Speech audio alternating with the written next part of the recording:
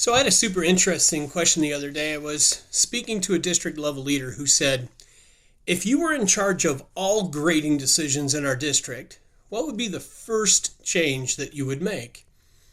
And I got the feeling they were hoping that I would say something like we would switch immediately to standards-based grading, but that's not the words that came out of my mouth. The first change that I would make if I were in charge of grading inside of any district would be to guarantee that grades are an accurate indicator of what a student actually knows. I think the biggest mistake that we make when it comes to grading as teachers in schools is our grades aren't always just a representation of student mastery of our content. You need some examples? Well, what about the student who does no homework at all and yet makes an 83 or a 93 on your test? What grade should that student get? My argument is simple. If it was the final certification of mastery, right, your end of unit test, and they made an 83, then I could care less if they did any of the homework. You ought to give them an 83 in their average, plain and simple. See, our grades are the only way that we can maintain our professional credibility with parents. What we're saying to parents when we give a grade is, I've evaluated your students' performance and they meet this level of mastery of our grade level outcomes.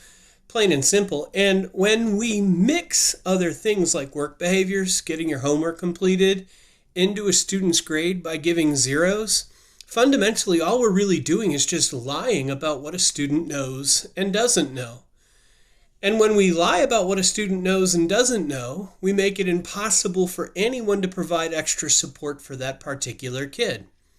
For example, if a student has a 63 because they've got a whole bunch of zeros, and a parent hires an academic tutor because they think their kid is struggling with the content, they're just wasting money, right? Like, you've asked them to get academic support when really it's a behavior that their student is struggling with instead. It doesn't make any sense.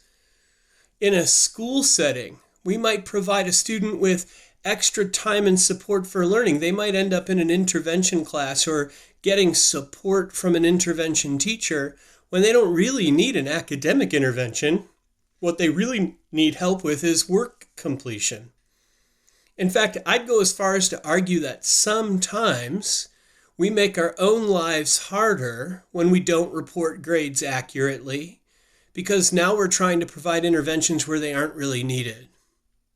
Now, what's interesting is I see just as many teachers who are blending in work behaviors in the opposite direction too. For example, when I was a teacher, it wasn't uncommon for me to give kids a participation grade. If you are participating in class regularly, I value that behavior. I'm going to average it into your score. Now, between you and me, full transparency, oftentimes that participation grade for me was really just designed to raise the average of really good kids who were trying hard but hadn't mastered the academic content.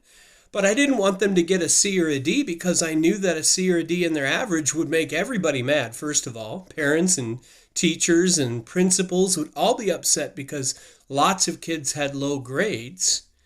But also, I always thought there was some value in rewarding a kid for working really hard in my class, even if they hadn't mastered the content yet.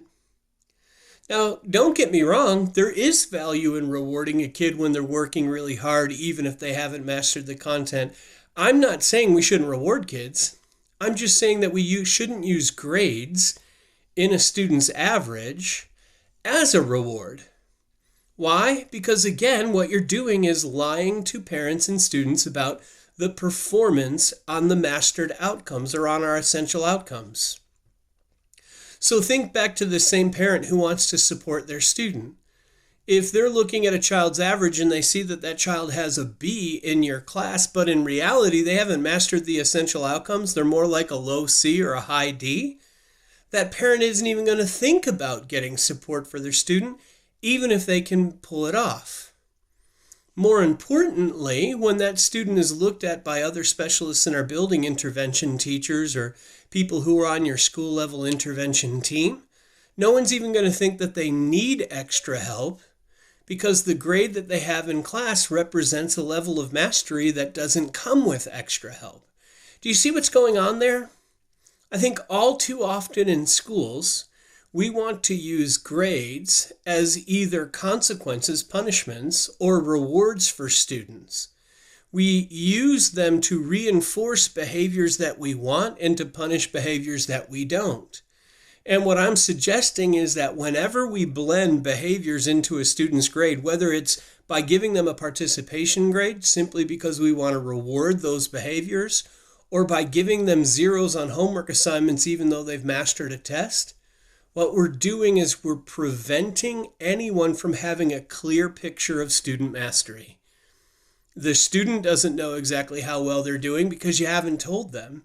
The parents can't tell exactly how a student is doing because you're not being honest in your reporting. Interventionists or other specialists in your building, instructional coaches in your building, can't provide a student or a team with extra support. They don't even need to know that it's necessary. And all of that is a function of grades that aren't accurately reported. So in my opinion, the biggest change we need to make in schools is ensuring that our grades represent, no matter what kind of grade you give, if you're using a traditional A/B scale, if you're scoring on 10-point ranges like 80s, 90s, 100s, if you're using standards-based grading, none of that matters to me.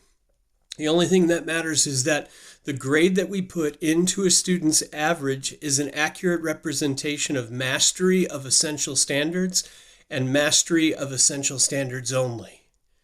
If we want to reward students who have been working hard in class but haven't yet mastered the standards, let's come up with different rewards.